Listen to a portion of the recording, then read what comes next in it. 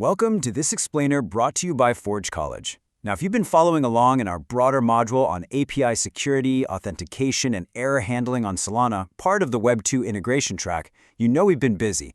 In our previous explainer, we actually covered preparing your ENS names for smart contract integration. That was all about setting up your Web 3 identity, right? Well, today, we're transitioning from hanging up your shiny new Web 3 ENS nameplate to making sure the actual locks on your API's front door actually work. Let's dive right into our engineering blueprint for security practices for API authentication. So you've got your ENS name set up, and I'm sure your smart contracts are looking incredibly sharp. But I want you to consider this somewhat terrifying scenario for a second. What if your access token leaks? I mean, if a hacker just grabs your token off the proverbial digital sidewalk, like a dropped set of house keys, how do you actually stop them from walking right into your Solana API?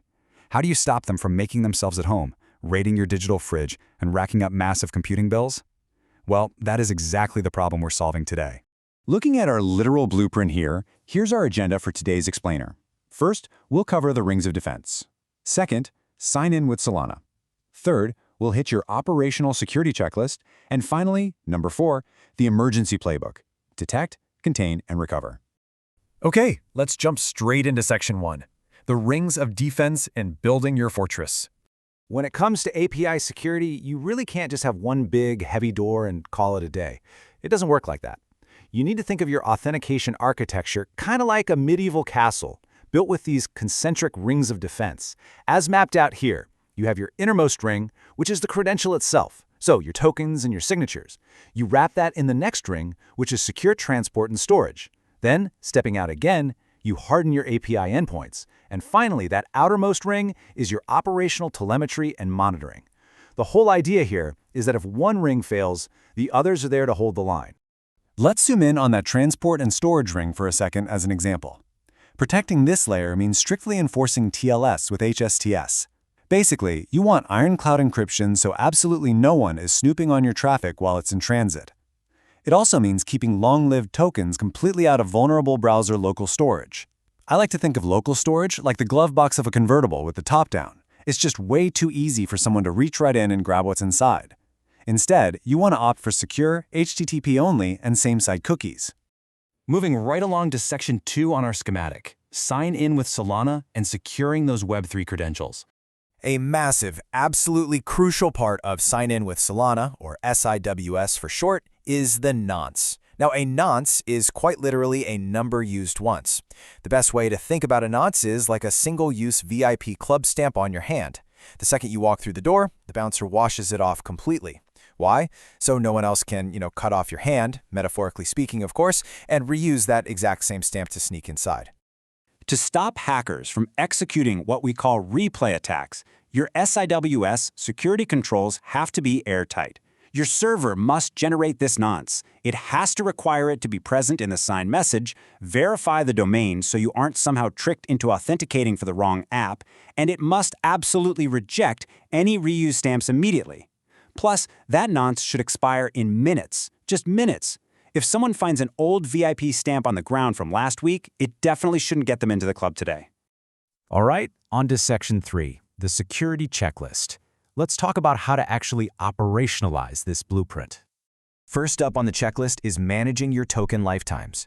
A securely rotated, short-lived access token, say one that lasts just 15 minutes, really minimizes damage. If it happens to leak, the hacker has a very, very tiny window to act before it's useless. Now, compare that to a compromised, long-lived refresh token. A refresh token that lasts for months has a massive blast radius. If that gets out into the wild, the attacker practically owns the account until you manually step in and revoke it. So, rule of thumb, keep your active access tokens short and sweet.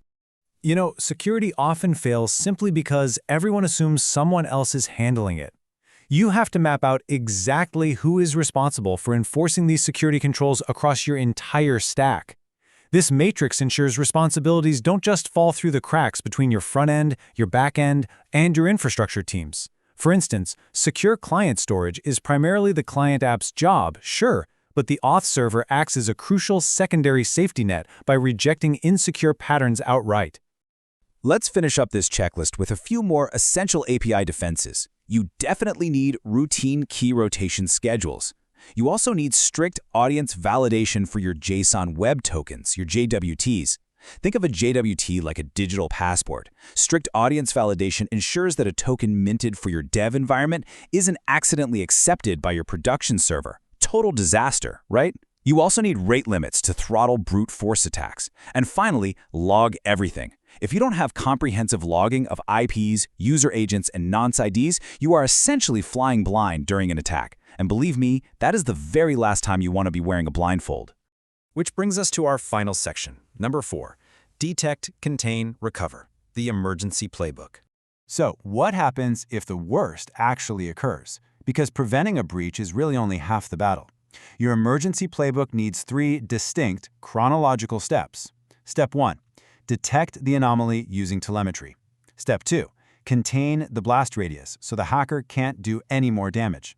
And Step 3. Recover your secure operations. Let's break these down one by one. Phase 1, detection, is all about telemetry. You want automated alerts firing immediately if, say, a refresh token is used multiple times in a row.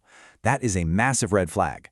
You also want to alert on impossible travel, like if an access token is used in New York and then literally 2 minutes later that exact same token is used in Tokyo. Well, unless your user is Superman, that token is compromised. When these kinds of anomalies surface, you have to escalate to an incident owner immediately. Once you've detected an active breach, it's a race against the clock. Enter phase 2, containment. You need to immediately mark that suspicious token as invalid and toss it right onto your revocation list. If you even suspect your master signing keys have leaked, rotate them instantly, period. And in a Web3 context, invalidate all outstanding sign-in-with-Solana nonces for the affected accounts right away. Just as importantly, communicate the scope of this containment to your client teams so they can pause any high-value workflows before any more damage is actually done. Finally, we reach phase 3, recovery. Here, you're going to force those affected users to re-authenticate with a fresh SIWS signature just to completely re-establish trust. You also need to run forensic log checks to determine exactly when the compromise happened, and more importantly, what data was touched. Once you believe the system is scrubbed clean, run synthetic flow tests that simulate normal user behavior. This verifies that normal, secure service has safely resumed. But listen, here is the most important rule of this entire playbook. You actually have to practice it. Run tabletop drills with your team. Walk through a mock scenario of a token leak. You really want to practice this workflow while things are calm, because trying to figure out who has the master keys while the building is metaphorically on fire, yeah, that never ends well. So, taking a hard look at your own Solana API architecture right now, are your concentric rings truly defending your users, or are you just relying on a single flimsy gate that a hacker could easily kick right down? Treat your tokens as ephemeral, protect those nonces, and make sure your emergency playbook is always ready to go. Building truly secure systems is a continuous journey. It's never really done. I highly encourage you to visit forge.college to dive deeper into this subject, explore more about Web 2 to Web 3 integrations, and learn how to build truly resilient authentication systems. Thanks so much for joining me on this explainer by Forge College, and keep building securely.